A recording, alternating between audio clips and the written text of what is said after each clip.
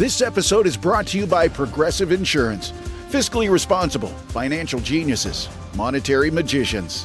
These are things people say about drivers who switch their car insurance to Progressive and save hundreds. Because Progressive offers discounts for paying in full, owning a home, and more. Plus, you can count on their great customer service to help you when you need it, so your dollar goes a long way. Visit Progressive.com to see if you could save on car insurance. Progressive Casualty Insurance Company and Affiliates. Potential savings will vary. Not available in all states or situations.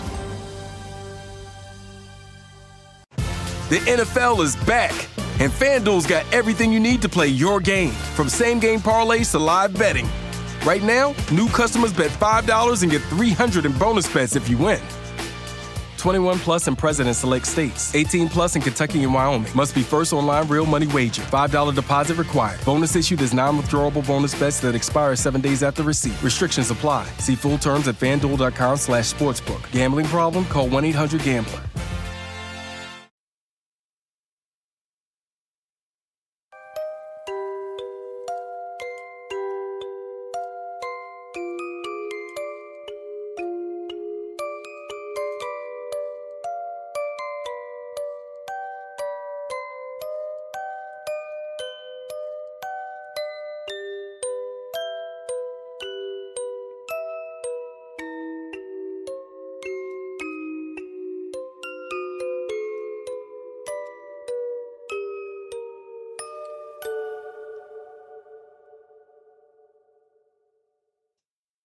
Welcome back to another episode of Fringe Beyond Limits.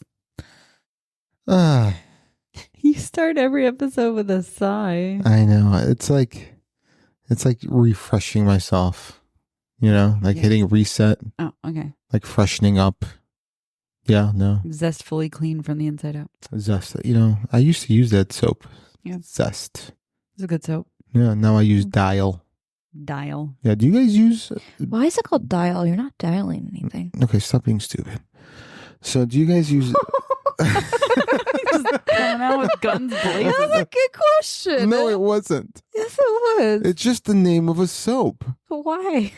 Okay, well, the shampoo Head and Shoulders aren't really made out of Head and Shoulders. But it's talk about your hair, which is on your head, and it's on top of your shoulders. Sometimes if you have long hair. No, that's makes not what sense. it's for.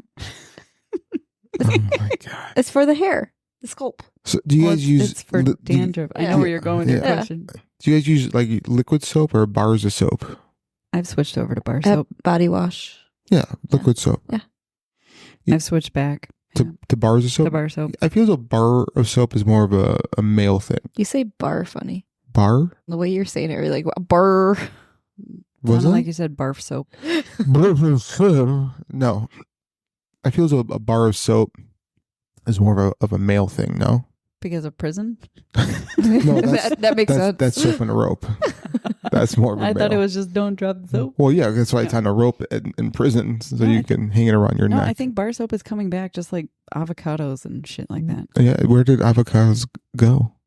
Well, like they weren't trendy, they weren't cool, Oh. and I think bar soap is coming back. Oh, okay. It's making its resurgence. I enjoy a good bar of soap. Yeah. Yeah. I've been using Irish Spring lately. Ooh. Super throwback. Yeah, that is a big throwback. Feel like I'm in Ireland. Yeah, Arlen. Arlen. I like Dial because it's yellow and it's one of the colors I can see. You can't see green? I can see green. Blue, purple. Nope. Blurple. Nope. It looks like a blurple. What color is your shirt? Blurple. I know it's blue, camoed blue, right? Camel, no. It's a tie-dye. Or tie-dye, whatever the fuck it is. It's more of a cerulean. A cerulean? Yeah. But I definitely see purple in here. What? Yeah, there's Yeah. no purple. I know Wouldn't it there's be cool to like see through other people's eyes Yeah. to see like what Yeah. they see color wise and Yeah. Yeah. Like I see color. It's just half the time it's the wrong color. But like the bold colors, like your bold red, black, like a good yellow, a good green, orange, I can see it. When you start getting into different shades, even like grays will look blue sometimes. well, yeah, but grays can have blues. They Blue can have hues, yellows. yeah. And they can have greens and Right. purples in them. Yeah. But that's what messes me up. Yeah. And then once you get into pastels, forget about it. Yeah. And then also it's the texture. So like towels, how they have a different texture than everything else, will throw off the color for me as well. Yeah, it's so fucking annoying. One time when we first bought this house, our old siding, what color it was? Green. Yeah. I thought it was, what did I say it was? Gray, right? No. Beige. Yeah, it was like tan or beige, yeah. Yeah, so we had a repair guy coming and he couldn't find the house. I'm like, it's the second house from the corner. It's the beige one.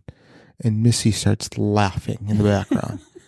So the guy's like, all right, cool. I'll see you in a bit. And hangs up. And I look at him like, what the fuck is so funny? She's like, our house is green. And I'm like, oh, you could have said something instead of just laughed at me. Yeah, now the guy's lost. I just see her like constantly laughing, not being able to talk because she's laughing so hard. But here's what's funny. What color is our siding now? It's like a dark blue, midnight Yeah, it's like a blue color. I picked it out.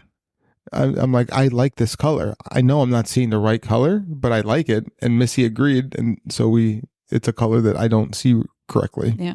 Have you heard the theory that blue wasn't originally a color? No. I'm probably going to butcher this, but Good. there was some Aboriginal tribe or something like that people went to and tried to test this theory. So they had a white piece of paper or whatever with circle of dots, and it was green, green, green, green, green, green, blue. Mm-hmm. And they asked them which one was different, and everybody couldn't figure out what the different color was. And the person doing the researching was trying to prompt them, after some deliberation, they're like, okay, I can tell this one is different, but I don't know what it is. Mm-hmm. And he's like, blue, like the ocean or like the sky. And they just didn't have a word for blue, and therefore they didn't see the color blue. Oh, that's interesting. Yeah. Oh, that could be a future subtopic. Yeah, maybe. Yeah, that's fun. But I just didn't know if you could maybe train your brain that this, whatever color or whatever tone, whatever texture you're seeing. Maybe. Can you train your brain? Maybe. I mean, like, my brain can't be trained. Yeah. Well, Yeah. But We already know that. yeah, so, but maybe, I mean, that's an interesting thought. Can you train your brain to see differently? right. And that might go back to one of the other things that you said and that kept you up at night of what is it that we can't see? Because we only see X of the spectrum. Light spectrum, yeah. Yeah, maybe. That's interesting. Can you train your eyes to see more light spectrum than we really do? Maybe. I'm sure if you practice anything. Yeah, maybe. All right. So let's jump right into the things that keep you up at night. Do you guys want me to go first this time? Because it's rare that I go first, right? You never go first. Yeah. Yeah. So, all right. So this is one thing. I was thinking about this last week. We were talking about voices in our head. Mm-hmm. So I got me thinking one night that what if there are many souls in our body, but you are the most powerful one, and the voices you hear inside your head are the weaker souls talking to you? That's interesting. Like, was it the Pixar movie? Oh, yeah. With, Inside Out? Inside Out. Inside Out, yeah. So which one is driving your bus? Yeah. Probably anger. Since I'm Italian, that's really our go-to emotion, Yeah, that'd be interesting. Yeah, right? Just like the strongest soul that's inside you is the one that drives the bus. How would you measure strength? Just who's ever louder? I mean, that's how Italians measure. That it is how Italians measure. the loudest one gets heard. Yeah. I don't know. I mean, I mean, there's different things that make you strong. Well, what if every characteristic of your personality is just a different soul, and that's just where that one soul is its strength. So, so yeah. So I like that. Yeah. I get on board with that. Yeah. Right. That'd be interesting. So yeah. So that was mine. Thought provoking. Yeah. Which one of you two wants to go next? I'll let Brie go first. Okay. She's going to steal mine. I would laugh if we got something similar again. Okay. Why do people say that life is short when the reality is that is the longest thing we will ever experience? That's a good question. I think it's because of regrets, because they never do what they really wanted to do. Maybe they just do what is expected of them, so that they don't have enough time to do what is expected of them and what they want to do. It's an interesting thought. Yeah. That's because we all bought and drank the Kool-Aid, if you will, of social expectation. This Like is true. nobody on their deathbed says, "Man, I wish I went to one more board meeting, and I wish I don't know." Well, I think to that point, no one on their deathbed says, "Oh, I wish I didn't do that." No, but I think it's usually more. it's always I should have done more Right. what I wanted to do in life and less Right. of what everybody tells me I have to do. Right. Yeah. Right. Yeah, but also, you regret the things that you didn't do, not the things that you did do. More so, yeah. I Yeah. think more people regret the what if. Right. Yeah. So that's why I like to just do it all. All the things. Just do it. Just do it. Nike it, baby. But then, like, once you, like, in our minds, this life is the longest thing we'll ever experience. But once we leave our physical body, no matter, I guess maybe it depends on your dogma, but like, you're eternal. Sure. Like, Sure. if we think we're bored now, just imagine eternity. No. Yeah, no, eternity is a long time. You can't wrap your brain around it because everything we know is finite. Right. Yeah. Right. Well, it is finite, but it's also we're stuck to this construct where our eternal body has a different construct that it's used to. Sure. Yeah, that's fair to say. Yeah. So I think it's really difficult, if not impossible, to try to understand eternity from this point of view. And I'm sure from our other point of view, it's normal. Yeah. And there was like I saw somebody had a video or a clip and it was like, okay, so let's just go with the understanding, or, your soul or whatever is eternal. And, we're always wondering, why the heck did I come to Earth? Why am I doing, well, what's the meaning of life? Well, if you look at it from the reverse perspective, it's like, hey, how would you like to come to a place for a really short period of time? It's just a blip and experience all these things. And it's going to be hard at some points. It's going to be easy in others. It's going to be happy. It's going to be sad. It's going to be all over the place, but it's really just a blip. Do you want to do it? Like, could be dangerous. You could get hurt, but you won't actually be hurt in the long run. You want to do it? Why not? It's a blip. Yeah. I got nothing else to do, like a roller coaster ride. Oh yeah. I firmly believe life is like a roller coaster, actually. Yeah. You get on, it's scary, it's wild, it's crazy, it's up, it's down, it's right, left, sideways, you're flipped on your head, and you get off the ride and you're like, I want to do that again. That was wild. That was cool. That was exciting. Or I got whiplash. Or I got sick. I need to rest a little bit and then before I come back. Yeah. Yeah, that's an analogy I use often. That's a good one. I like that one. That's fun. I'm never going to do that again. And then you're right back in line. Oh, like, I'm going to 100%. do this. I once went on the American Eagle. Yeah.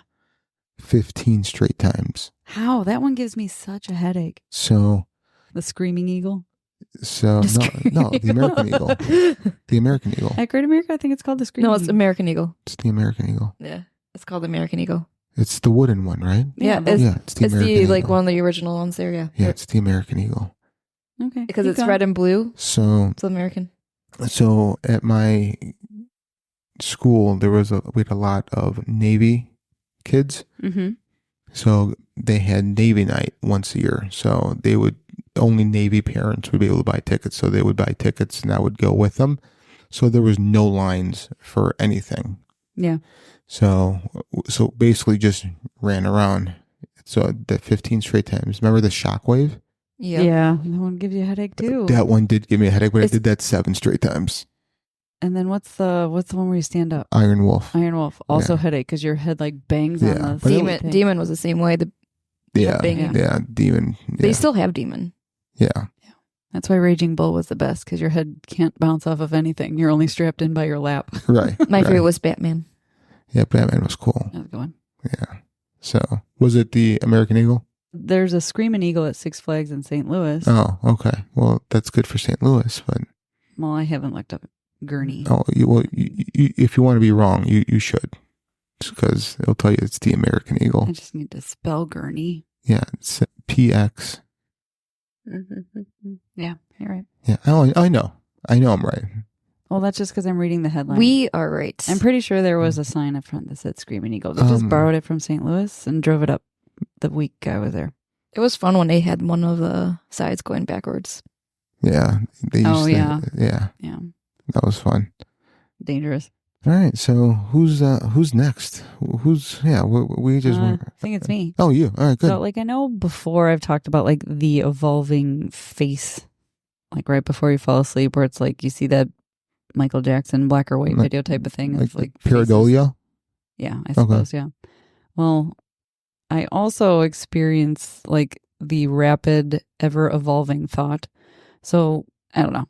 You're thinking it's raining outside, and then it turns into, oh, that means there's going to be a whole bunch of worms in the driveway. And then, oh, I remember going fishing with worms with my grandpa, and then you start thinking about your grandpa used to make carrot cake, and that was the best carrot cake ever. And, oh, I wonder how the carrots are doing in my garden. That, daisy chain of thought, and you're where you started and where going down the rabbit hole. And when you realize, oh, I'm doing this. Yeah. How the hell did I get here? So those are always fun, but sometimes I try to rewind. It's okay. And I replay it backwards, how I got there. And then I'm okay, let's take it forward again. Like a roller coaster ride. So let me ask you this. So when you go on this thought cycle and you go backward, you follow it backwards, and then you hit play again, does it ever take you to a different route? Sometimes. Yeah. Yeah. Okay. Because you'll think of, the carrot cake, and then you might think of, oh, this one time I was at a restaurant and had a carrot cake, and now you're going down a different path. Yeah. So I like it. Yeah. I like that. You know what? What is this, episode 22? Something like that. This is the first episode that I like both of yours. Oh, well, it's not for you to judge. Oh, we don't keep us care up at what night. you like. I'm not sure if you guys have been here for all episodes, but it's all about me, guys. Mm. No. I mean, no. People, Just as I said, no. people tune in to hear my voice and how sexy it is. That you know of. And I love them. When I start talking, when the music stops and you hear me go, welcome to another episode, I can hear the splatter Sick. hitting the ground from all the ladies listening. Just waterfall. Yeah. Definitely that's going to be an image that's going to keep me up at night. Yeah, you're welcome. Not a good thought. If you guys were creative in any sense of the word, you guys would have looked at me and been like, you know what, Frank, you're like an umbrella. Because when I'm with you, I'm never wet. That's a good one. I like that. I know. You guys, come like on. Yeah. Gosh. I'm not that creative of thinking like that. Creative and thinking are just two. Creative of thinking. Creative of thinking is just, yeah, exactly. All right. So you're welcome on that dig, guys. That was fun. I'm so happy Was you can it? insult yourself. Oh, I'm so good at it. I love self-deprecating humor. It makes me laugh. All right. So today, boys and girls, what are we jumping into? BDE. Big dick energy. Yeah. Sweet. I've been waiting for this episode for so long, where I don't get referenced at all. No. It's the show that's not all about you. No, it's not. It's Frank's fantasies. Yeah, it's only a couple inches is about me. No, so what are we talking about today? Bigfoot. Bigfoot. I do have a big foot. Do you guys know what size shoe I wear, I should say? 13. I think you said 13 before. I usually will buy 13s because I'm actually like a 13 and a half. And to be comfortable, if I could find the 14, I would buy a 14. But I will. That was harder to find? Yeah. So on the spectrum, how women, the smallest common is 6, and then if you a 5 and 5.5s are more or less common.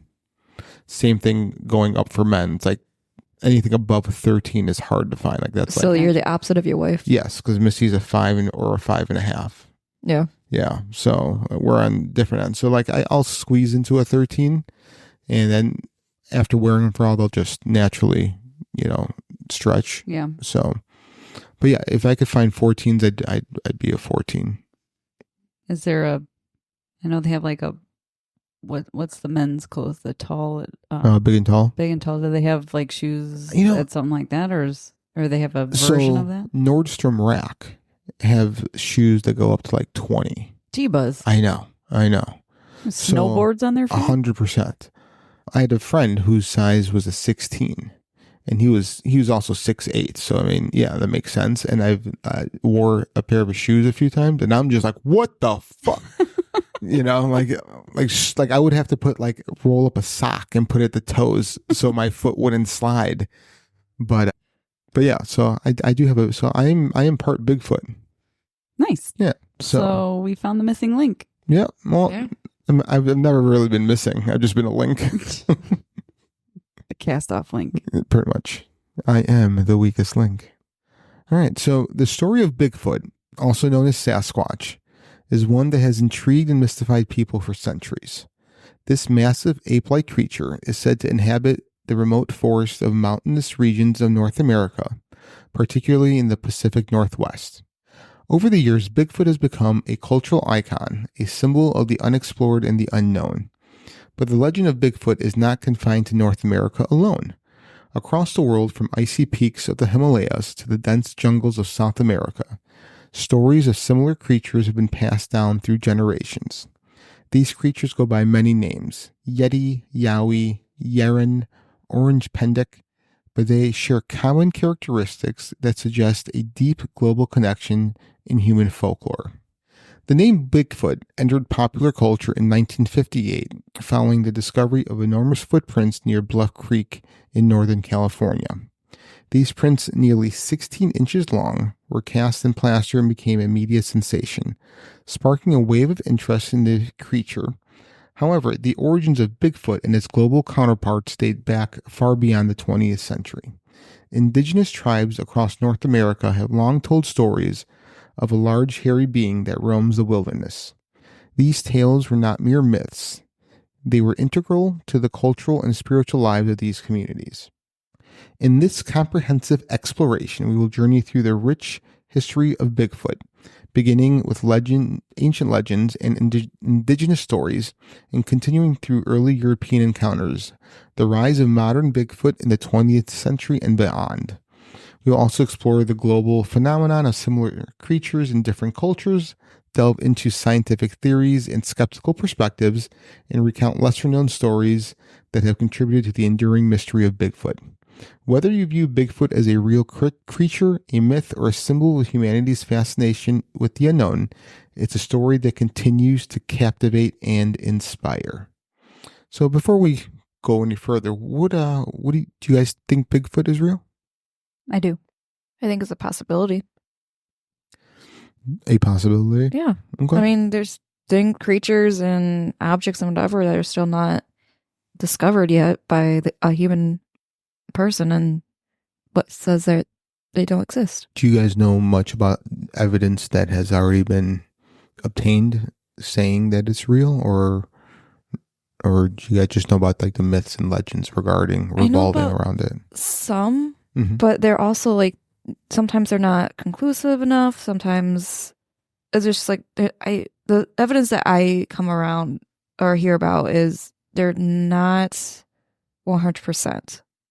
Mm-hmm. 100% sure. 100% accurate. Okay. Sending in when they have the feet casting, the footprint casting. Mm-hmm. Mm-hmm. Something like that. They don't know for sure if it's actually was created by an actual Bigfoot or someone Hoaxing it up. hoaxing it. Yeah. Right. Because when you do a cast, you can't really do much with it. Same thing when they find hair, they get it in. Sometimes they it could be from this animal, but it could be from this animal, or they just it's unknown because it could be a mixture of different things in there. So it's always inconclusive. Yeah. Okay. Yeah. Why not? But sometimes I think they say inconclusive because we don't have a living or dead sample to compare to. Right. I agree. I do believe they're real, but they're not going to come forward until somebody, even if somebody were to, I hate the fact that they have to capture or kill something to like prove it, but like even if they were to do it, that probably still wouldn't be enough proof for most people until ridiculous or extensive studies are done on them. Yeah. Yeah, because even if there's a clear picture out there, people are going to be like, oh, that someone just photoshopped that. Right. It's either blurry or it's too clear. Right. We've talked about that before. Yeah. All right. I think it's real. I think it's a real living being. And I think I've said this before in a prior episode, but people always say that we haven't found a body yet, right? Well, if it's in small numbers, like look at a black bear. We know they exist. We know they're in the wild, but how many times does a hunter come across a carcass of a dead bear? Never. There's too many predators and scavengers that tear it apart. So, and also, what if the Bigfoot community buries their dead on top of that? Like they can be that intelligent if they've been intelligent enough to avoid human contact, because we kill everything that we see. Yeah. So I think it's real, but we'll let the viewers make their own decision. The listeners, listen to me. Same difference. No, that's just me being stupid. The legend of Bigfoot is deeply rooted in the oral tradition of the indigenous peoples of North America. Long before European settlers arrived in the continent, Native American tribes had been telling stories of a large, hairy creature that lived in the forests and mountains. These stories varied from tribe to tribe, but many shared common themes. The creature was large, powerful, and intelligent, often possessing a spiritual or mystical significance. One of the earliest known references to a Bigfoot-like creature comes from the Coast Salish people of the Pacific Northwest, who called the creature Sasquatch. The word Sasquatch comes from the Halkomelin language spoken by the coastal Salish and roughly translates to wild man or hairy man. According to their tradition, the Sasquatch was a guardian of the forest, a creature that existed in harmony with nature, was wary of humans. The Chiles people, also of the Pacific Northwest, had similar stories of a creature called Sulish, a large hairy man who lived in the mountains.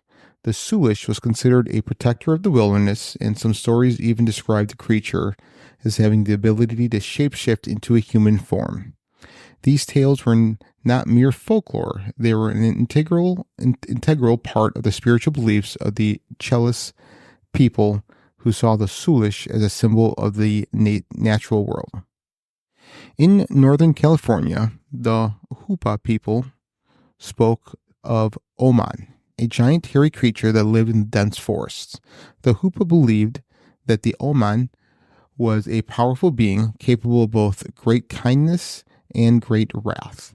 It is said that the Oma would protect those who respected the land, but would bring misfortune to those who disrespected it. The Skookum, a term used by several tribes in the Pacific Northwest, was another version of the Bigfoot legend. The Skookum was often described as a cannibalistic giant, feared and respected by the people. Some stories depicted the Skookum as a fierce, aggressive creature, while others portrayed it as a more benign being that only attacked when provoked.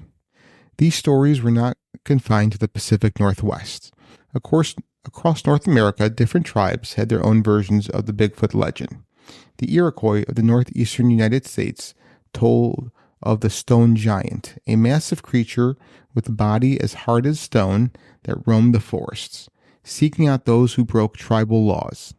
The Lakota Sioux spoke of Chiatanka, meaning big elder brother, a wise and powerful being that lived in the mountains and watched over the people. One of the lesser-known stories comes from the Cree people of Canada, who told of Wetiku, a giant hairy creature that was said to be a cannibal. The Wetiku was believed to be a person who had been transformed into a monster due to their greed and hunger, forever cursed to roam the wilderness in search of human flesh. This story, while similar to the Bigfoot legend, carried a darker, more ominous tone, reflecting the harsh realities of survival in the northern wilderness. These indigenous stories were more than just tales. They were deeply woven into the cultural fabric of the tribes, reflecting their relationship with the natural world and their beliefs about the unknown. The creatures described in these stories were often seen as guardians or spirits, beings that existed on the fringes of the human world, protecting the balance of nature. The reverence and fear with which these creatures were regarded suggests that Bigfoot legend is not merely a product of imagination, but rather a reflection of humanity's enduring connection to the wilderness. So what do you guys think there? All these stories are so similar. Do you think that they were really seeing or interacting with something? I think so. I mean, especially if like the stories that keep going, getting passed down and whatever, they're just similar things are happening. They look similar in some way, shape, or form. There is some truth behind it, so I would say, yeah. Yeah.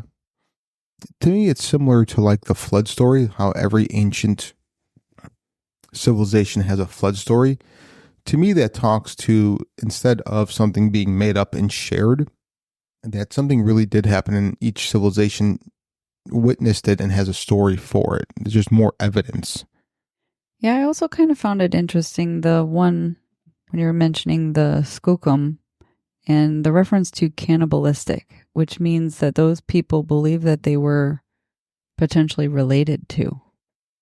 What do Right? you mean?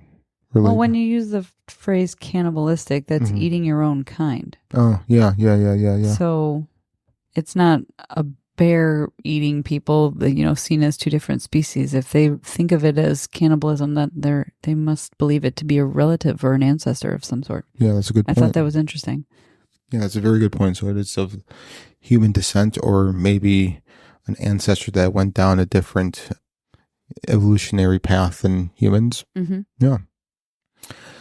So as European explorers and settlers began to move into North America continent, they encountered the vast, untamed wilderness that had been home to indigenous peoples for thousands of years. Along with the challenges of survival in this new land came stories of strange creatures that roamed the forests and mountains, creatures that the settlers could not easily explain. One of the earliest recorded accounts of Bigfoot-like creature by a European comes from the journal of Spanish explorer Alvar Núñez Cabeza de Vaca, who traveled through what is now Texas and northern Mexico in the early 16th century. In his writings, Cabeza de Vaca described encounters with a giant creature that was larger and more powerful than any human he had ever seen.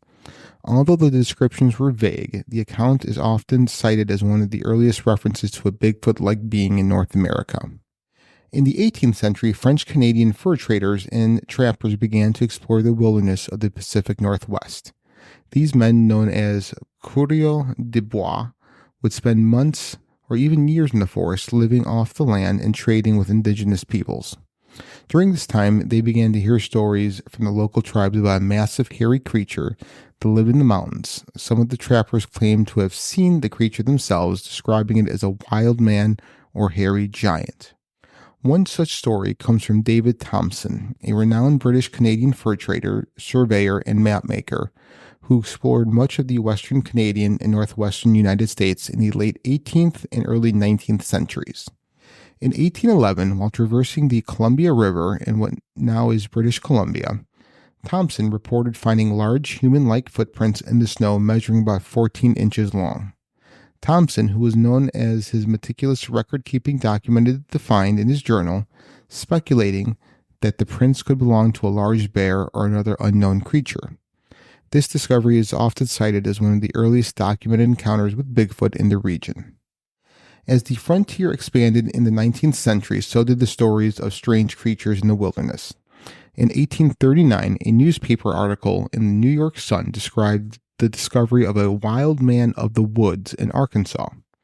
The creature was said to be covered in hair, standing over 7 feet tall, and capable of extraordinary strength. According to the article, the creature had been captured by a group of hunters and was being held in a local jail.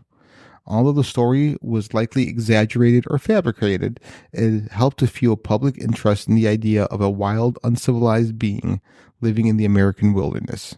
What if that was true? You have a fucking Bigfoot in a jail. That would be Can interesting. you imagine? Sir, you're being trespassed. Please don't return. That'd be fucking wild, man. Fuck. All right, so I just lost my place. Okay, there we go. All right, another well-known account from the 19th century comes from Theodore Roosevelt, 26th president of the United States and an avid outdoorsman. In his book, The Wilderness Hunter, published in 1893, Roosevelt recounted a story told to him by a frontiersman named Bauman. According to Bauman, he and a companion were trapping beavers. It's that cold for something. That's right. In a remote area of the Bitterroot Mountains, when they encountered a strange creature that walked on two legs, leaving large human-like footprints. The creature allegedly attacked and killed Bauman's companion, leaving the trapper with a deep fear of the wilderness. Roosevelt, who was fascinated by tales of the wild, included the story in his book, noting that Bauman was a man of strong character who would not easily be frightened. This account has since become one of the most famous early American stories of a Bigfoot-like creature. These early encounters and their frontier tales helped to cement the idea of Bigfoot in the American consciousness. While many of the stories were likely influenced by indigenous legends and the rugged, untamed nature of the wilderness, they also reflect the fears and uncertainties of the settlers who were trying to carve out a life in an unknown land. The idea of wild, hairy man living in the depths of the forest was both terrifying and captivating, and it resonated from the frontier spirit of exploration and adventure. Listen, I'm going to tell you something. That dude, that Bauman guy, killed his friend. They had some sort of disagreement, and he killed them. Because they were beavering it. They were fighting over beavers. I bet they both wanted the hairy one, and neither wanted to touch the bald one. Savages. You know. All right, so the 20th century marked the turning point in the legend of Bigfoot, transforming it from a regional folklore into a global phenomenon.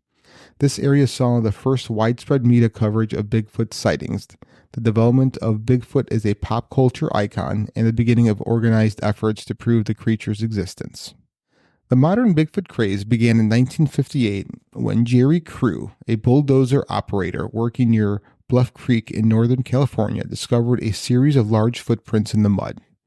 The prints measured nearly 16 inches in length. Real quick, if you divide that by 2, still bigger than me. The prints measured nearly 16 inches in length and had a distinctly human-like shape. Crew and his fellow workers were baffled by the discovery, and after several footprints were found, Crew decided to cast the prints in plaster. He took the cast to a local newspaper, which published a story about the mysterious creature, dubbing it Bigfoot. The name stuck, and the story quickly spread across the United States, capturing the public's imagination. In the years following the Bluff Creek incident, reports of Bigfoot sightings began to pour in from across the country. People claimed to have seen a large, hairy creature in remote forests, often describing it as standing between 6 and 9 feet tall, with a muscular build and a distinctive odor. Some witnesses even reported hearing eerie howling cries or seeing the creature's glowing red eyes in the darkness. One of the most famous pieces of evidence from this period is the Patterson-Gimlin film, shot in 1967 by Roger Patterson and Bob Gimlin near Bluff Creek, the same area where Jerry Crew had found the footprints 9 years earlier. The film, which lasts just under a minute, shows a large ape-like creature walking upright through a clearing. The creature, later dubbed Patty, has a massive frame covered in dark hair and moves with a distinct fluid gait. The Patterson-Gimlin film has been analyzed and debated for decades, with some experts declaring it a hoax, while others believe it to be genuine evidence of Bigfoot's existence. The 1970s, actually, let me pause there for a second. So, with the Patterson-Gimlin film, someone did come out, I want to say in the 80s, that said that he built or created the costume for them and that it's a hoax. Do you think him saying that is a hoax? Maybe. Yeah, like did he just say to get recognition or get some clout? Yeah, maybe. But get his name out there? But I think he was also, if I remember the story correctly, I wish I would have put it in here. He did do costumes and stuff for Hollywood at the time, But if you watch that tape, the creature moves so fluidly, and you can Not robots for the team. yeah, it's not, and it's also, people have pointed out, I didn't see it, but people point out you could see the muscles underneath the hair and the skin move and contract, and where you couldn't do that if I was wearing an ape suit. Unless it was a skin tight ape suit. But it wasn't skin tight. Even so, you still couldn't see my bicep flexing. But if I'm remembering this video, it's walking and it stops and it turns and looks back. Right. So like if you're in a costume, like skin wouldn't move. Right. Or a costume wouldn't move the way skin would move. It would bunch up when you turn around instead of, So, just wanted to throw that out there.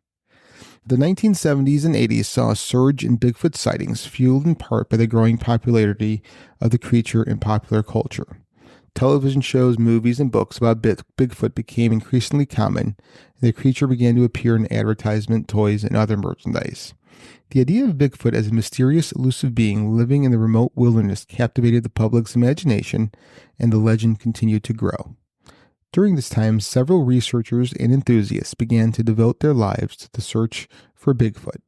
Organizations like the Bigfoot Field Researchers Organizations were established to investigate sightings, collect evidence, and promote the study of Bigfoot.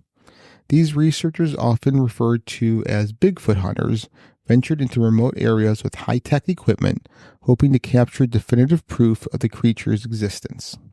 One of the most prominent Bigfoot researchers of the era was Grover Krantz, an anthropologist. I can't say it. Anthropologist, thank you, at Washington State University. Anthropologist. Words are hard for me.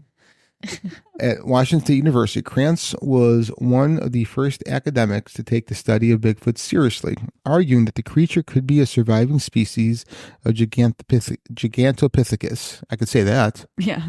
A giant ape. But you can't spell it. Right, no. XY. A giant ape that lived in Asia millions of years ago. Krantz's work helped to legitimize the search of Bigfoot in the eyes of the scientific community, and he became a leading figure in the field of cryptozoology, the study of hidden, unknown animals. Do you think he got his degree at that online place? Do you think that online place has like a hall of fame of cryptozoologists that went there? Maybe. We should look into that. We need to look at it. I want to see all the graduates. I do. I kind of want to like look up like famous cryptologists and like see where they got their famous what? Cryptologist. What? Cryptozoologist. Cryptozoologist. Anyways. You're saying cryptologist. Anyways. That's like Bitcoin. Anyways. To see where they look at the resume and see where their degree is from. Yes. I would like to do that too. Do you think instead of like caps and gowns, they wear like fuzzy feet and they dress up as their favorite cryptoid? Their favorite cryptid? They wear a mask of their favorite cryptid. You got Mothman. Got the Kraken just coming out. You got Nessie just waddling in there. That would be amazing. I want to go to that graduation. Actually, it's a parade. They build their own float of their own famous fraternities, and they rush. I'm rushing Alpha Beta Bigfoot. Alpha Beta Kraken. Theta Pi more, please. Despite the growing interest in Bigfoot, physical evidence remained elusive. Footprints were found, hair samples were collected, and audio recordings of strange howls were made, but none of this evidence was conclusive. The lack of definitive proof led some to dismiss the Bigfoot phenomenon as a myth or hoax, but for others it only added to the allure and mystery of the creature. The legend of Bigfoot is not unique to North America. Around the world, different cultures have their own versions of a large, mysterious ape-like creature that roams the wilderness. These creatures go by many names and have different characteristics, but they share a common theme. They are elusive, powerful, and often feared by the people who believe in them.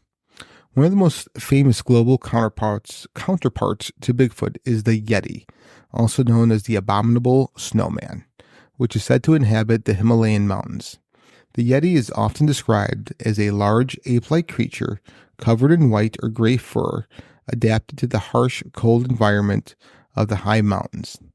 The legend of the Yeti has been part of a Tibetan and Nepalese folklore for centuries, with stories of the creature being passed down through generations.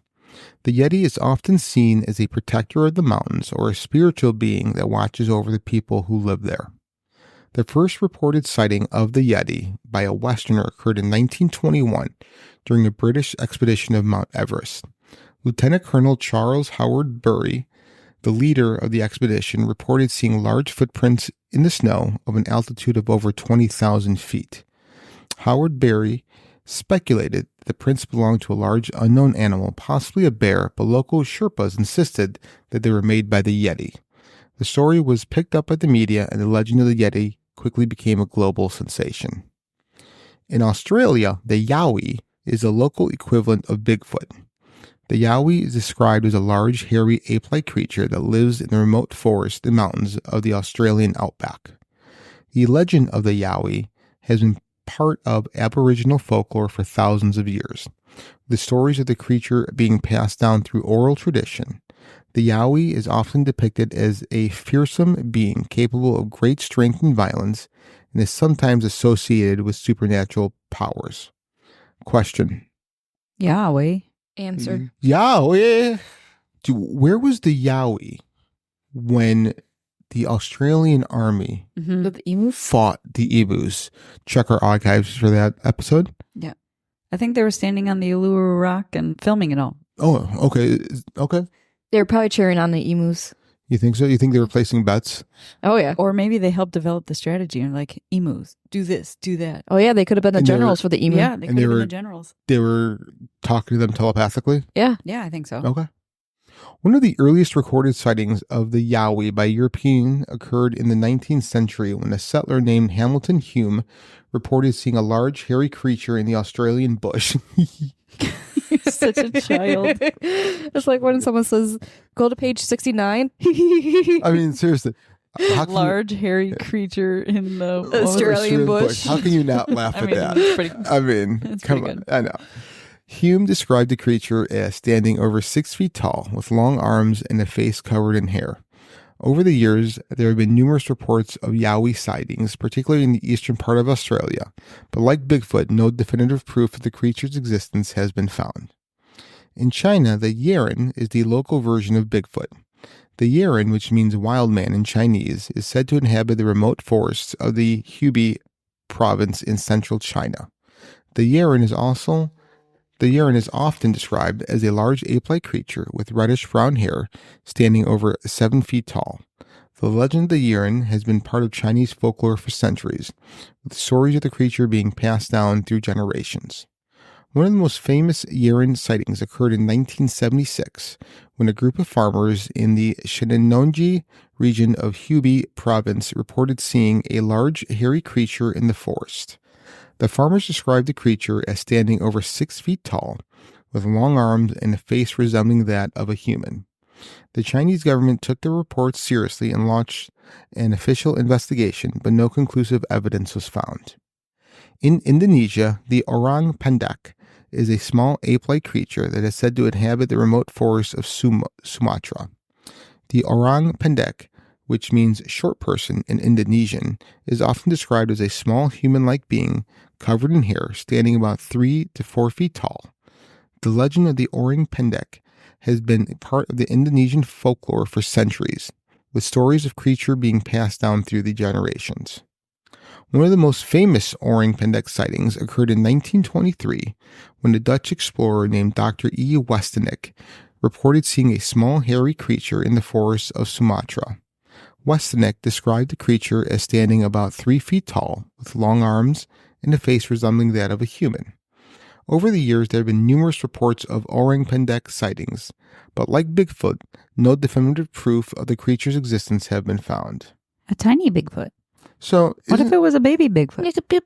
well, so if you kind of look at like the people in these places, like in Indonesia, like they're smaller stature people, which is Yeah. weird that if you look at like Bigfoot, Yeti, were, lack of a better term, normal statured people, it's a huge animal, right? Yeah. 7-8 feet tall.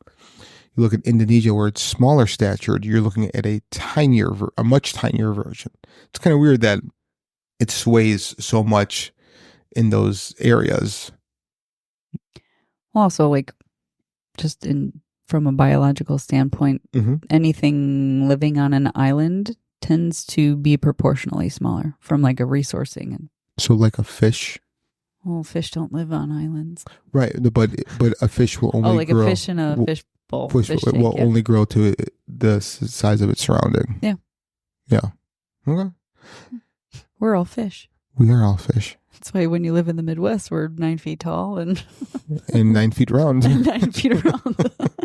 A lot of room out here. The Almas of Mongolia is another example of a Bigfoot-like creature from global folklore. The Almas, which mean wild man in Mongolian, is said to inhabit the remote mountains of Mongolia and parts of Russia. The Almas is often described as a large, hairy, human-like creature standing over 6 feet tall. The legend of the Almas has been part of a Mongolian-Russian folklore for centuries, with stories of the creature being passed down through generations. One of the most famous Almas sightings occurred in 1925 when a group of Russian soldiers reported seeing a large hairy creature in the mountains of the Caucasus. The soldiers described the creature as standing over 6 feet tall, with long arms and a face resembling that of a human. The story was reported in the Russian media, and the legend of the Almas became part of popular folklore. These global legends and similar creatures suggest that the idea of a large, mysterious, ape-like being is a common theme in human culture. Whether these creatures are based on real animals, misunderstood encounters with unknown species, or simply the product of human imagination, they have captured the human imagination for centuries. The similarities between these legends suggest that the idea of a wild, hairy man living in the wilderness is a deeply ingrained part of human culture, reflecting our fears, hopes, and fascination with the unknown. I think there's something to it. There's too many sightings from too many different types of people in too many different parts of the world to say that there isn't something out there. I agree. And I learned something new about, I've never heard of Almas or Orang Pendek. Orang Pendek, and there was one, the urine. I didn't know that one either. Yeah. Sounds like his urine's like Urine? you're urinating. Urine. Trouble. Yes. The search for Bigfoot has attracted not only enthusiasts and folklore lovers, but also scientists and researchers who are interested in understanding the phenomenon from a scientific perspective. Over the years, various theories have been proposed to explain the existence of Bigfoot, ranging from the plausible to the speculative. One of the most widely discussed theories is the Gigantopithecus hypothesis. Try saying that 5 times fast. Gigantopithecus Hypothesis. was a genus of large apes that lived in Asia millions of years ago. Fossil evidence suggests that Gigantopithecus could grow up to 10 feet tall and weigh over 1,000 pounds, making it the largest ape to have ever lived. Some researchers believe that Bigfoot could be a surviving descendant of Gigantopithecus, which somehow migrated to North America and adapted to life in the forests. The Gigantopithecus hypothesis is supported by the fact that many Bigfoot sightings describe a creature with similar characteristics: large size, upright posture, and ape-like features. However, there are several challenges to this theory. First, no fossil evidence of Gigantopithecus has been found in North America, and it is unclear how such a large animal could have migrated from Asia to the Americas. Second, Gigantopithecus was primarily a herbivore, and its large size would have made it difficult for the creature to remain hidden in the dense forests of North America. Another theory is that Bigfoot is a surviving species of a hominid, a distant relative of humans that has managed to evade detection. Some researchers believe that Bigfoot could have related to Neanderthals or Denisovans, two extinct species of hominids that lived alongside early humans. This theory is based on the idea that Bigfoot's human-like appearance and behavior could be the result of a shared ancestry with humans. The hominid theory is intriguing because it suggests that Bigfoot could be a living relic from a time when multiple species of hominids coexisted on Earth. However, like Gigantopithecus hypothesis, this theory faces several challenges. First, there's no fossil evidence to support the existence of a hominid species in North America that could be related to Bigfoot. Second, the idea with a large, intelligent creature could remain hidden from modern science for so long is difficult to reconcile with what we know about the natural world. Isn't that just... I fucking hate that excuse. I hate that people say, well, we don't have skeletal remains. We don't have fossil remains. Mm-hmm. Well, think about all the fucking creatures that are currently living now. Do we have fossil remains? No. Of every Fossils single... are really fucking rare. Yeah. They're very rare. Right. Like, think about all the different creatures and species that have lived for the past 100,000 years. Right. We don't even have 1%. Right. Right. On top of it, of the skeletal remains that they've found, there's really, I took an anthropsychology, I think it was like, I don't know, it was a really interesting course in college, but I can't remember the fucking name of it. Good job.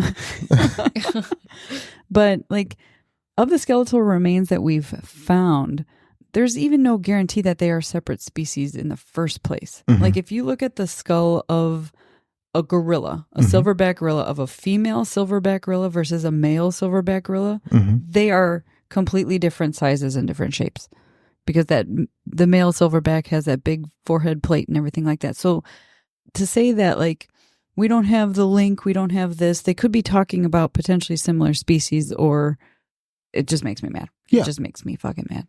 Agreed. I think this also goes back to what we've discussed before, is that there isn't really one person that has multiple trainings in different fields. Everyone's just so specialized. And that's half the problem. Right. Yeah. No, I agree. Nobody thinks outside the box. And if you do, you're labeled a kook. Yeah. And, we don't have healthy scientific debate. No. Like we did when we first established the scientific model. Right. I agree. It's more important about being right or being Or with the fitting it status into a quo. paradigm, yeah. Yeah, exactly. So I agree. Well, I mean, that's why we have this podcast, right? We talk about these fringe topics. Because nobody's out there to tell us. Yeah.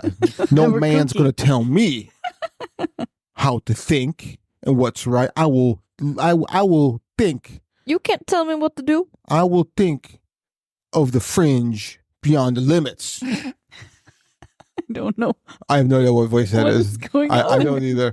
I think you just got possessed. I think I just had a stroke. A little bit. He's Yeah. had a stroke. Skeptics of the Bigfoot phenomenon argue that the creature is nothing more than a myth, a combination of hoaxes, misidentifications, and the human desire to believe in something extraordinary. They point to the lack of definitive evidence such as body or skeleton, and that many cases where supposed Bigfoot sightings turned out to be bears, misidentified animals, or outright fabrications. One of the most famous cases of a Bigfoot hoax occurred in 2008 when two men from Georgia, Rick Dyer and Matthew Whitten, claimed to have found the body of a dead Bigfoot.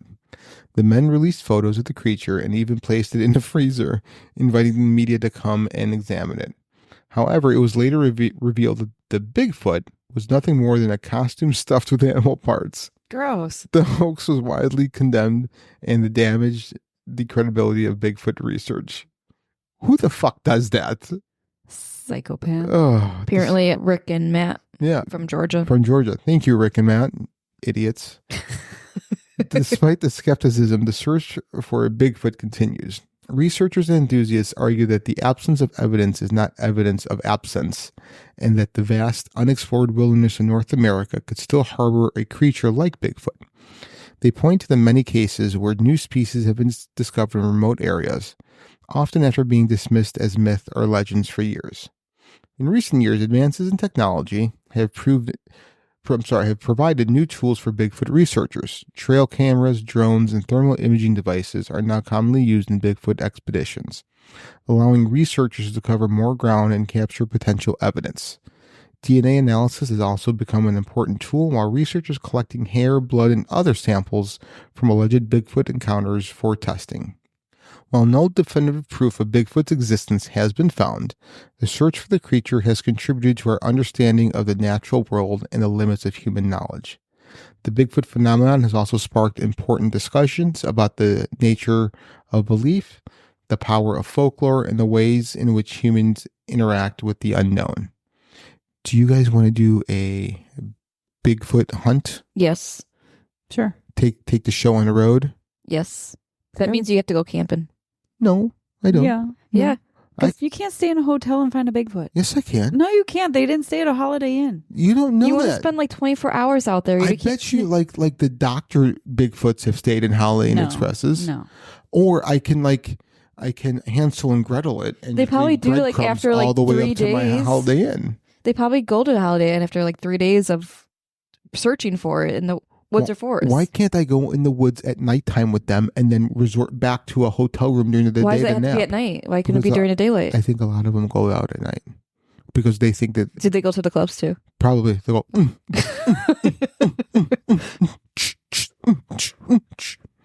Your club music blows. Well, that's not all that blows around here. Brian you would be know. very disappointed. Well, Brian, no one cares. I can't do good club music. That's It's one of my obvious. that's one of my limitations. Have you ever been to a club? Oh yeah, Really? I've been to raves. No, you haven't. Oh, 100% I have. No. Yeah, He went to a club with me once. I went to club with her once. I cannot picture you in a club. I've been to raves. Were you wearing puka shell necklace at the time? What? Oh, that's all I was wearing. With his blonde hair. Yeah, my blonde hair. I was like, And he's got the glasses on backwards on behind his head. Oh, God. yeah, Total douchebag. 100%. I have the douchebag jersey. And what do they wear? Like the long sleeves with the button up, rolled up. Yeah, Yeah. yeah. Not like the multiple polos, the Oh, pink polo. That too. I mean, it depends what I feel like. Me and Bobo Baggins, used to party together. Frosted tips. Yeah, Frosty's tips. Gross. No, but I've been to raves. I do not believe this. Oh, 100%. I can't picture you dancing. Oh, I wasn't dancing. I You're was just wiggling like white boy wiggling. I was doing the white boy wiggle, with like the The white boy overbite wiggle. with the teeth. and like, then I would have a drink in my hand. Usually roofied myself, and just try to pick up the rave chicks. And you wait for the girls to come to you, With- and you just stand there doing the with- exact same yeah. thing. Are they grinding up against my you? free hand I was doing with the glow stick. Oh, I God. was dancing. No. Yeah, baby. No. Remember this for next week. Things that keep me up at night. Picturing Frank at a Frank rave. in a puka shell Yeah. necklace. I'm Italian. Gold chain wearing stallion. No, God. Oh, good. No. Yeah. No. All right.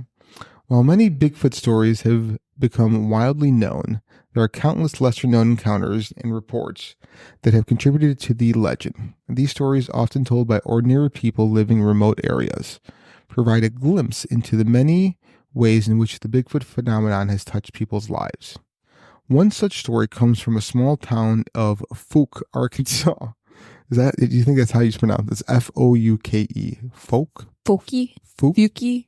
Fouke, Arkansas, where residents have reported sightings of a creature known as the Fouke monster That's also Fuck you. since the 1940s. The Fouke monster is described as a large, hairy, ape-like creature that roams the swamps and forests near the town. In 1971, the creature gained national attention when it was featured in the low-budget horror film The Legend of Boggy Creek. The film, based on local reports of the creature, became a cult classic and helped cement the Fouke monster as part of the Bigfoot legend. I know Wouldn't it what be we're fun- watching. Wouldn't it be funny if I was like, I've seen that film? I would throw you through a fucking window. Fuck you. I'm pretty sure that was a low-budget porn, not a horror film. Maybe. Boggy. There is a market for that. There is. Yeah, the Bigfoot erotica. Yeah. We should have read a Bigfoot erotica story. We should have. Next episode. All right, next one. Another lesser known story comes from the state of Ohio, where residents have reported sightings of a creature known as the Grass Man. Since the 1800s, the Grass Man is described as a large, hairy, human-like creature that lives in the dense forest and grasslands of Ohio. In 1978, a family in Minerva, Ohio, reported multiple sightings of the Grass Man near their home, including an encounter where the creature allegedly threw rocks at their house.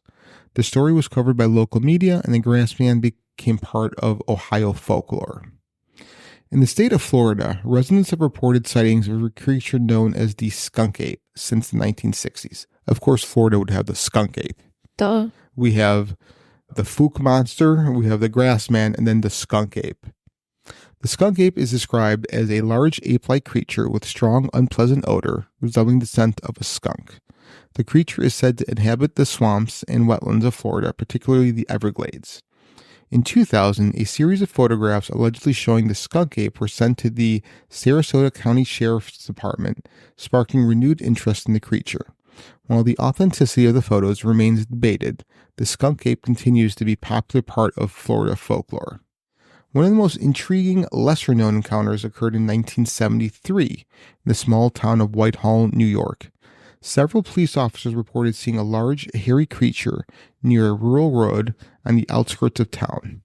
The officer described the creature as standing over 7 feet tall, with red eyes and a powerful build. The sighting was taken seriously by local authorities, and an official investigation was launched. While no definitive evidence was found, the incident became known as the Whitehall sighting, and is considered one of the most credible Bigfoot encounters in the United States. In addition to these regional stories, there are countless other reports of Bigfoot encounters from all over the world. From the jungles of South America to the forests of Siberia, people continue to report sightings of large, hairy, human-like creatures. These stories, while often dismissed by skeptics, provide a rich tapestry of folklore and legend that has helped to keep the Bigfoot phenomenon alive. Ba-na-na-na-na-na. Na-na-na-na. Phenomenon. Ba-na-na-na. Who do you think would win? Mm-hmm. Skunk ape Mm-hmm. or an alligator? Full grown. Skunk ape. Skunk ape. Yeah, I'm pretty sure he But would. alligator has teeth. Like So does- sharp teeth. Yeah, but I'm pretty sure the skunk ape would be able to pick him up over the tail and just smash him like Hulk. Like Hulk smash. Oh, okay. Hulk smash. The search for Bigfoot has become a global phenomenon, with researchers, enthusiasts, and adventurers from all over the world dedicating their lives to finding proof of the creature's existence.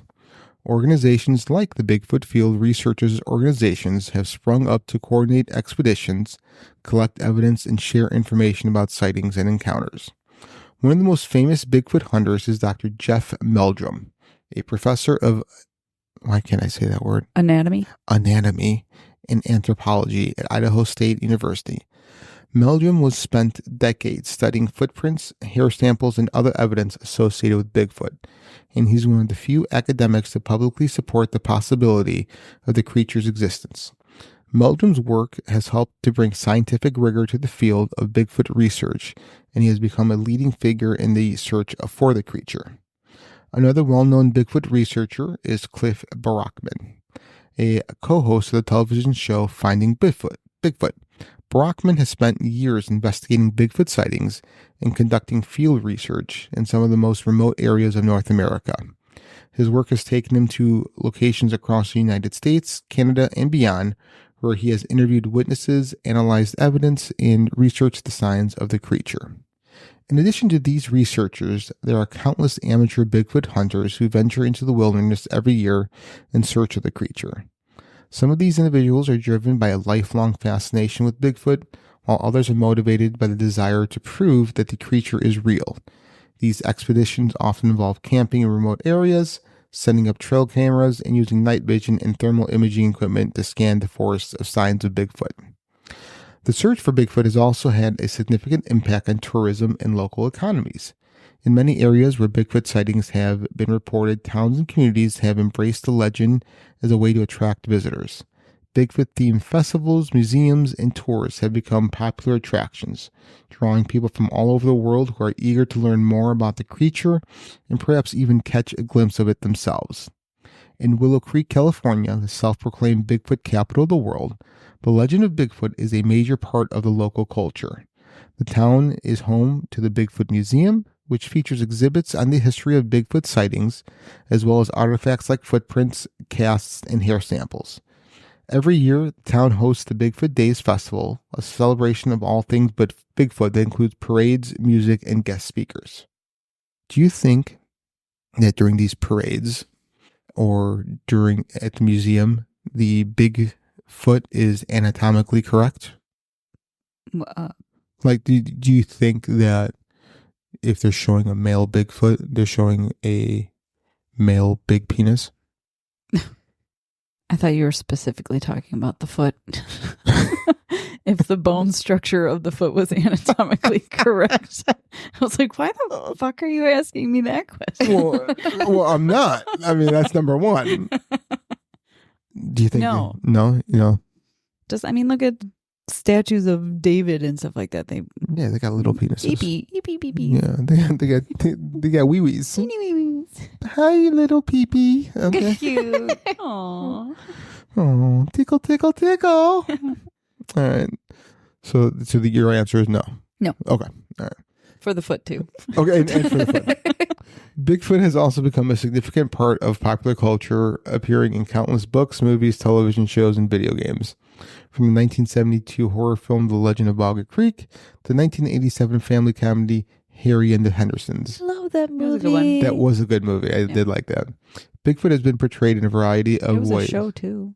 Maybe it was a spin-off show. I just remember watching the sitcom or whatever. Yeah, I think you're right. I think it was a show as well. Bigfoot has been portrayed in a variety of ways, from terrifying monster to lovable, gentle giant. The creatures also appeared in episodes of popular TV shows like X-Files, South Park, and Supernatural, further cementing its status as a cultural icon. In recent years, the internet has played a significant role in keeping the Bigfoot legend alive. Social media platforms, YouTube channels, and online forums have provided a space for people to share their encounters, discuss theories, and connect with others who share their interest in the creature. The internet has also made it easier for researchers and enthusiasts to collaborate and share information, leading to new discoveries and insights into the Bigfoot phenomenon. The legend of Bigfoot is one that has captivated people for centuries, and it shows no signs of fading away. Whether you believe that Bigfoot is a real creature, a myth, or simply a product of human imagination, there's no denying the impact that the legend has had on our culture and our understanding of the natural world. Bigfoot represents the unknown, the unexplored, and the possibility that there are still mysteries out there waiting to be discovered. The search for Bigfoot is about more than just finding a creature. It's about our desire to connect with the wilderness, push the boundaries of our knowledge, and to explore the limits of what we know. As long as there are vast, unexplored wildernesses and people willing to venture into the unknown, the legend of Bigfoot will continue to live on.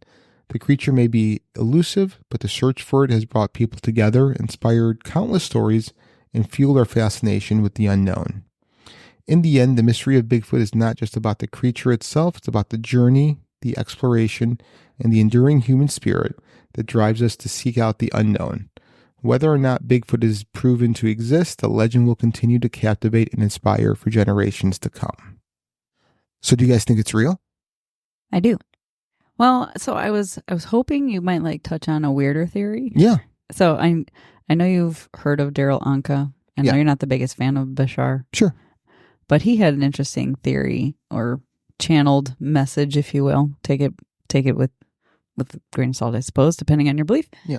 But so he had a thought of, or a message that Bigfoot essentially was evolved from the natural evolution of the hominid species of Homo habilis and Homo erectus, and that the Anunnaki, when they came and they messed with the DNA of those individuals, or Homo habilis and Homo erectus, they eventually created Homo sapien. Mm-hmm. Obviously, they didn't mess with the DNA of every single creature on this planet. So those who didn't have any DNA messed with are the natural, have evolved into Sasquatch or Bigfoot. So essentially, if the Anunnaki never came in and messed with the DNA, we would all be Sasquatch and we would all be Bigfoot right now. And another theory or another item that he had on there was that being that they've evolved naturally with the planet Earth, they've identified Bigfoot, Sasquatch, have identified naturally causing interdimensional vortices, and therefore they can slip, walk, and move in and out of one reality to the next. So that might be a possible answer as to why we haven't found them and why they. So. No, I am a fan of Bashar. Oh, I thought you were one of the naysayers of Bashar. I'm not sure how real it is, but I am a fan of his message. Daryl messages, Yeah. I don't know. I don't know. My jury's still out on that, but no, the messages are very positive. Yeah. And very cool. So, yeah. So I think it's real. Okay. I've always had a feeling that they were just. I kind of agree with before I even heard of Bashar, but like the natural evolution of one of the hominid species on this planet Earth. Mm-hmm. Yeah. So I mean, they obviously live in remote areas. They're not going to have maybe as much opportunity for mixed DNA, or maybe as Homo sapiens spread out, that's where they retreated to. Right. Either way, but Right. yeah, I think they're somehow relatives. Yeah. No, I agree there. Pre? I think there's some type of creature out there, either exactly how they describe or something similar. Yeah. Yeah. Yeah. Do you think it's flesh and blood, or more interdimensional, or more mythical, like magical? Flesh and blood. You think it's just Yeah. normal? Just like an animal or a being or whatever that we just haven't discovered yet. Okay. Like fully discovered. Okay. Yeah. Yeah. Yeah. I think there is something out there. I would like it to be like an interdimensional being, that it's evolved in a more of a spiritual linear way, where we went more Technology and what's the word I'm looking for? What's the opposite of abstract? concrete. Concrete. Yeah, concrete. So, yeah, I think it's real. I want to hold one.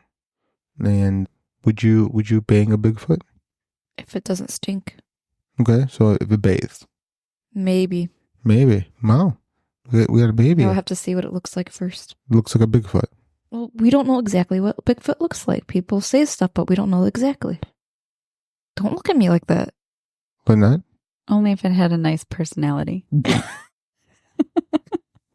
Does it have If to be? Bigfoot can make me laugh, then maybe. I can make you laugh. What's going on here? That's why I'm she said. That's laughing why she said at maybe. you. Oh, that's the difference. All And right. she also said maybe. Yeah.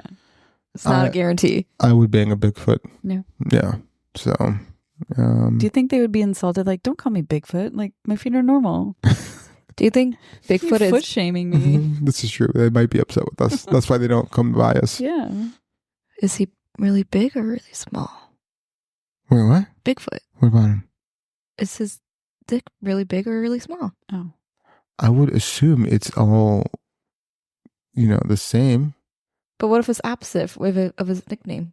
So you think this 8 What if foot he's got a itty giant? tiny like 1 inch thing?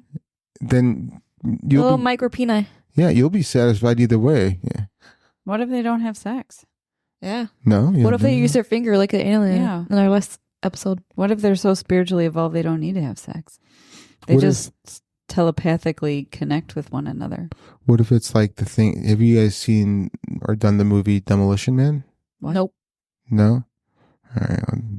That's not gonna sit well. Sorry, your joke fell flat. I'm gonna say I never even heard the movie. It wasn't a joke. It was like they Oh. they put it's like virtual reality sex they have. They don't they don't exchange fluids. So it's like virtual reality. So I'm like, what if it's like telepathic sex? Maybe. Yeah, it wasn't a joke. It was actually a serious question. Yeah. Maybe. Yeah. Maybe they're so evolved they don't need to, and All they right. don't need to create. Maybe that's not how they create more baby Bigfoots. So let me ask you this. Would you be prone to have more or less partners if everything was more virtual reality when it came to sex? Well, societally, it'll be less. The population will go down. No, I mean like sex. Like would you have sex with more people if it was all virtual reality? Like the Black Mirror episode. I've never seen Black Mirror. I need you to watch. Okay, listen. There's so many movies that you need to do for me. We'll just do a movie swap. I think Lynette's list is easier for you to watch stuff rather than the opposite. Don't stick up for her.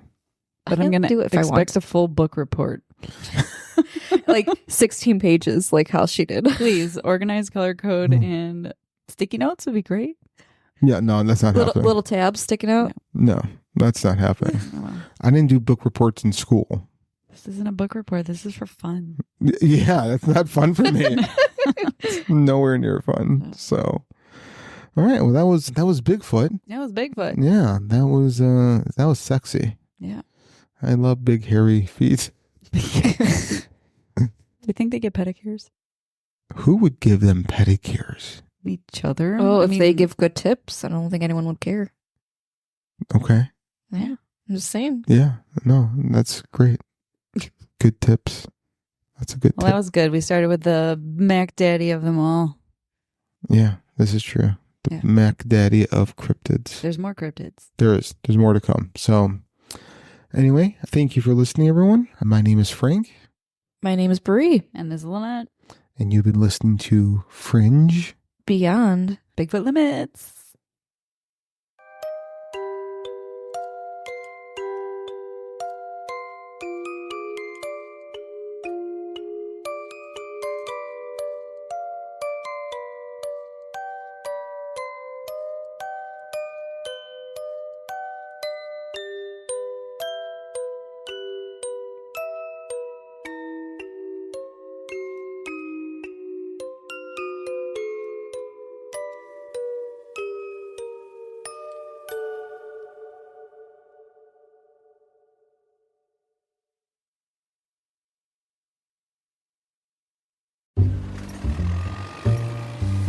When it comes to reducing carbon emissions, the heaviest industries face the toughest challenges. That's where we come in. ExxonMobil is investing in technology to help American industry lower its emissions, including in our own operations, all while empowering businesses and creating job opportunities. It turns out that fewer emissions can mean a stronger economy. ExxonMobil, let's deliver. Suffering from dry, tired, irritated eyes? Don't let dry eyes win. Use Sustain Pro. It hydrates, restores, and protects dry eyes for up to 12 hours. Sustain Pro, triple action dry eye relief.